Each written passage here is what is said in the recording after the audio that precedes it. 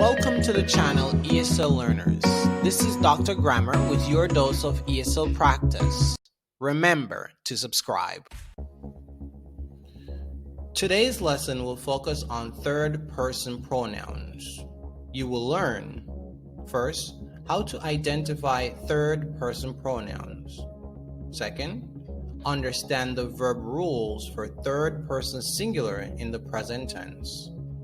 Third, practice to use a third-person singular with nouns and pronouns. Let's get started. Pronouns are the words used to substitute or replace a noun that has already been identified.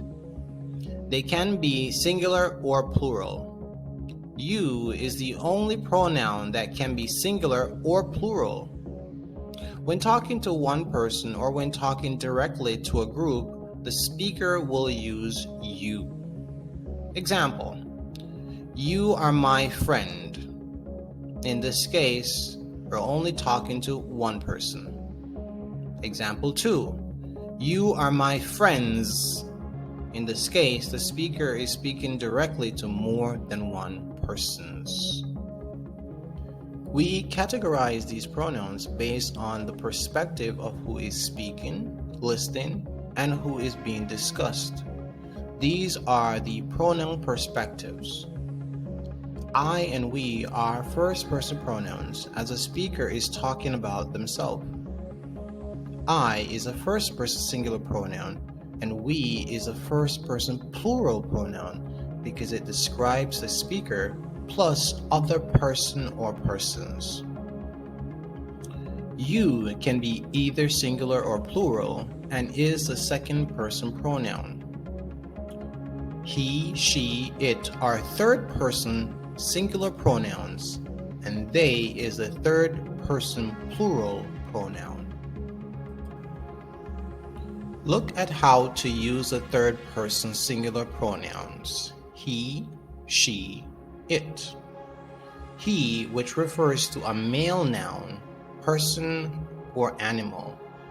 She, which refers to a female noun, person, or animal. And it refers to an object or if the animal's gender is not known. Read the examples, then make ones of your own in the comment section. We know in English there are always rules. So here's the simplest way to remember the grammar rules for using third-person pronouns. When making sentences with verbs in the present tense that follows a third-person pronoun, add s or es to the end of that verb. The suffix or ending that is added depends on the verb itself.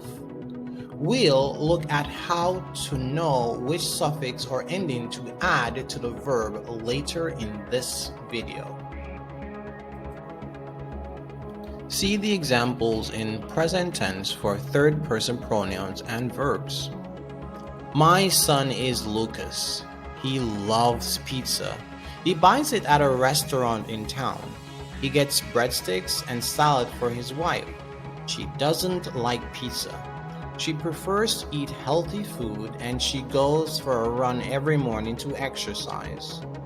Sometimes we walk together in the evening.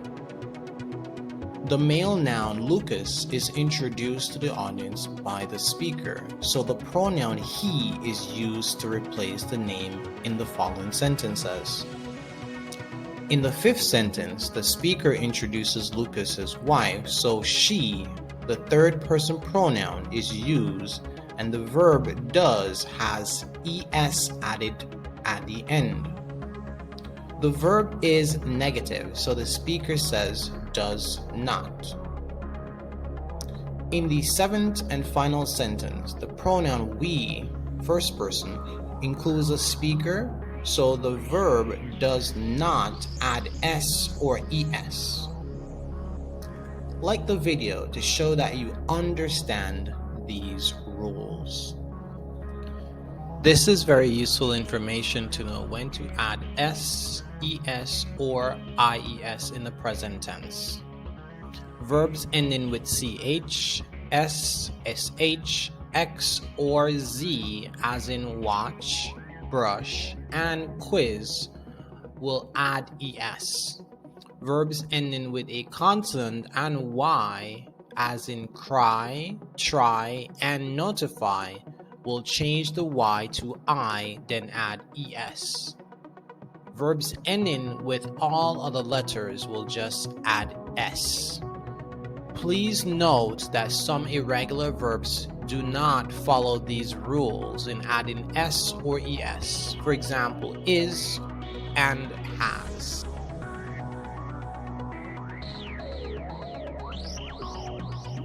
Let's review. You learn the different personal pronouns and when to use them based on their perspective to the speaker. You learn the SES rule for third person singular in the present tense, and you practice with some of them. For more practice exercises and for feedback on your work, follow us on Instagram at drgrammar_ESL. You've completed this lesson on personal pronouns and third person singular pronouns.